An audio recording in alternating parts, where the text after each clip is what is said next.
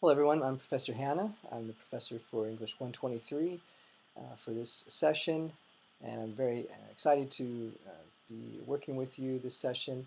It's a privilege and honor to be able to walk you through this course and with acquiring new skills in writing and research and the writing process as you work towards your academic goals. And I really take that role seriously.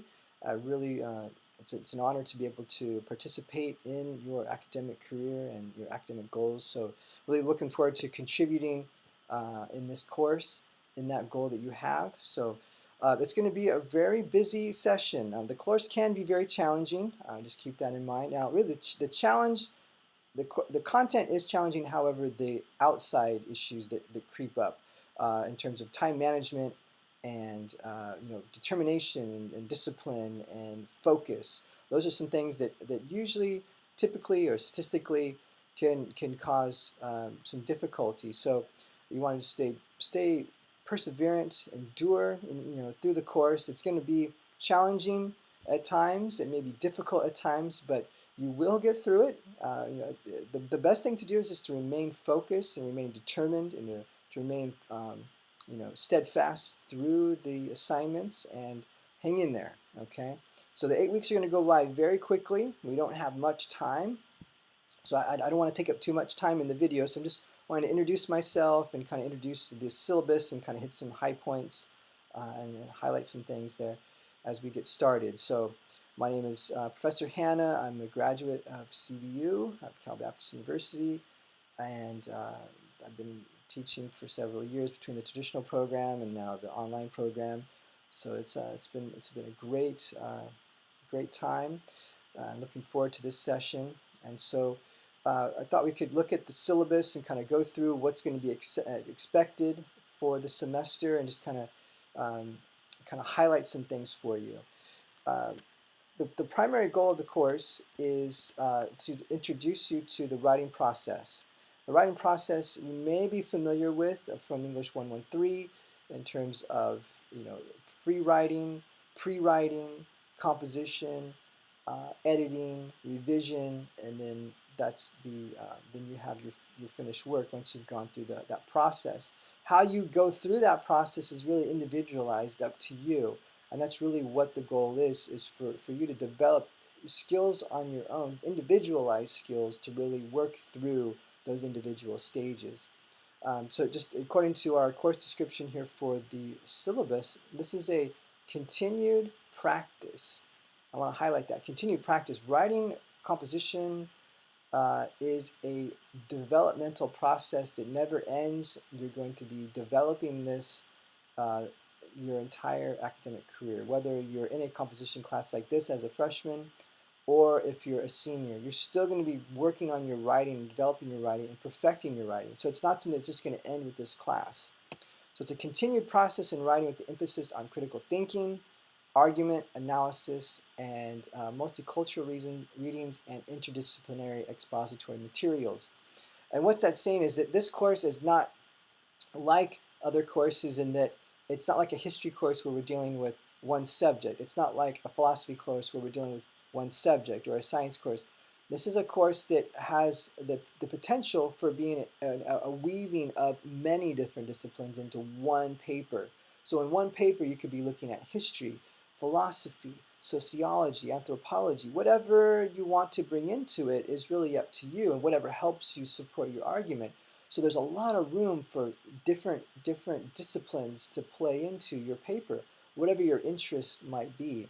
And so you're going to be developing a paper based on your interests, based on what you're passionate about, maybe what your major is, what you really want to pursue, and that can include a lot of different topics in there to support that one main argument that you're making. So that's really what we're after, is critical thinking, argument, analysis, and interpretation. Okay, those are the key things, and those are really just the foundation of writing and rhetoric and really academia. This is a foundational course to academia itself, and this will set you up for success in your future courses. So the more disciplined you are in this course, the better off you will be in your other courses to come. And I can't understate that. It is just a given fact. This is a foundational course for really academia itself, in my opinion. I mean, some may not share that, but that's really what I strongly believe. Of course, we are an online class, so everything will be everything will be centered on Blackboard. All of your learning materials will be from Blackboard and the textbooks, and all of your submissions will be through Blackboard. So that's what we'll be focusing on. My contact information, you can reach me primarily, ideally, by email. You can email me anytime, 24 hours a day. Or if necessary, you can schedule or make an appointment for a phone conference. But I do ask for no text messaging. I would rather not receive random texts with questions. I'd rather you communicate directly through Lancer Mail. That is our primary means of communication. That way there's some form of documentation of what's being discussed. Okay, so we have our textbooks. Definitely acquire them as soon as possible. We have a handbook, pocket style manual, which will have all of our material on mechanics and composition and grammar and those types of things. And then we have writing research papers, which is really direction on the art of research writing and composition. So acquire those as soon as possible. One is a physical text, that's the pocket style manual, and the other is an ebook, uh, which is, from what I've seen, is a great textbook to be using. Very, very good book. Okay, now we have our student learning outcomes. You want to read through these thoroughly. This is the goal of the course. This is what you should be familiar with once the course finishes. To really summarize, you're going to be learning the writing process, as I stated. It's going to be developing a pre-writing strategy, whether it be free writing or brainstorming of some type of pre-writing strategy to help you develop ideas, develop topics. You're going to learn how to do annotations, critically think through sources to select sources. You're going to be looking at what's a good source, what's a not so good source. You're looking at how to actually engage in the composition process, where it be through drafting, first draft, second draft, third draft, third draft, final draft, and then the editing process and the revision process. Going back and really refining and refining and refining and making sure what you're saying is clear, that you're saying what you want to say, that your attended meaning is coming across as best as possible. Okay, and so we're going to be walking you through that process. You're going to learn how to cite and document your sources through either APA or MLA. You won't necessarily come through with the complete expert knowledge of that. That's something that you'll always be looking at a manual to really, how do I cite that source? You don't have to worry about memorizing all of that, but it's just good to be familiarized with it and to begin to kind of acquire it. Okay, but the goal is not necessarily to know the full MLA or APA manual before the end of the course. That's not our goal. So you'll be able to learn how to, in the composition aspect of this, rearranging and arranging and reorganizing, revising, restructuring, emphasizing different parts of your argument. All of those things will be addressed in this course.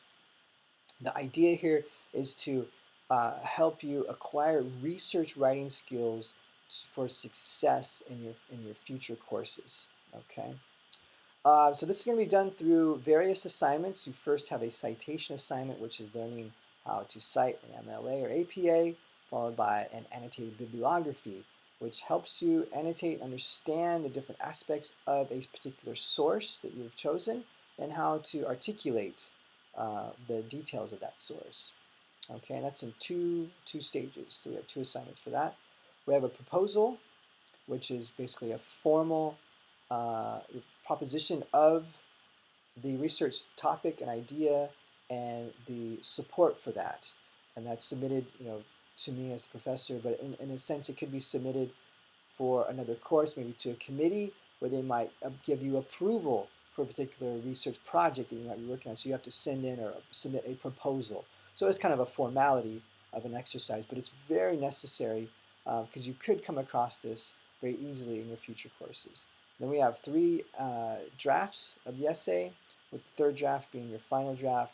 We have a reflection essay, which is the critical assignment, which is a reflection on the content of the course and what you've learned in the course and how and why. Okay, answering those questions, how and why, or actually what I've learned, how I've learned it, and why I've learned it, or why it's important, what I've gained from it, what I've gained from this class. And then finally, we have Smart Thinking submission. Smart Thinking is our tutoring service online, and this cannot be underestimated or understated. Tutoring is an essential part of a composition class. I was a tutor for several semesters for CBU, the traditional campus, and it is beyond value to you as a student to take advantage of it.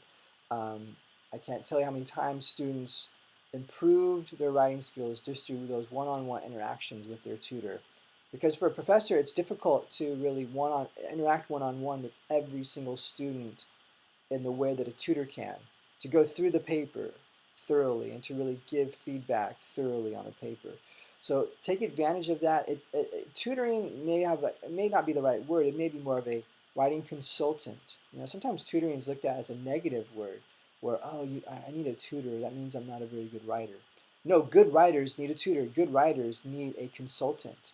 Okay, believe it or not, PhDs need a consultant. They need an editor. They need someone to read their work to make sure that it's on target. That's what peer reviewed articles are. It's a board that reviews and consults on writing for higher education. So it's not just an undergraduate thing. It's for all writing, all research needs to go through that process. So one thing I wanted to point out is our late assignment policy. Late assignments will be accepted for weeks 1 through 6. However, for weeks 7 and 8, no late work will be accepted, and that's due to the necessary time it takes to grade your final assignments and to submit grades. So I cannot accept late work for weeks 7 and 8. It will, that goes for all assignments. Okay, so I will accept late work for up to week 6, but it does take a toll on the grade. So I wouldn't make a habit of it. It can have an adverse effect on your grade. Late work will be accepted up to the 3rd day, which would be Wednesday. Late work is due on Sunday up to Wednesday. I'll accept late work, but it will take 5% off of your grade for each day. So that's potential 15% off your grade. I wouldn't use it, I wouldn't abuse it because it can really have an impact on your grade. 15% off of every assignment could really affect you in the end. I've seen too many students, not necessarily because of late work, but missing assignments, absences, failure to participate, come down to the end of the semester and they've did not receive a passing grade based on one assignment that they should have turned in, or one small activity that they should have turned in. It can add up. So be mindful of that. Don't abuse it or rely upon it. But if it's there if you need it, and there's sometimes things happen, so we want to be flexible. But the 3rd day really is the cutoff because we have to have a cutoff at some point. The 3rd day is more manageable for me to make sure I'm staying up on grading and it's efficient. Anything beyond the 3rd day would just make it less efficient for grading because 8 weeks goes by quick. So we have to be mindful of that.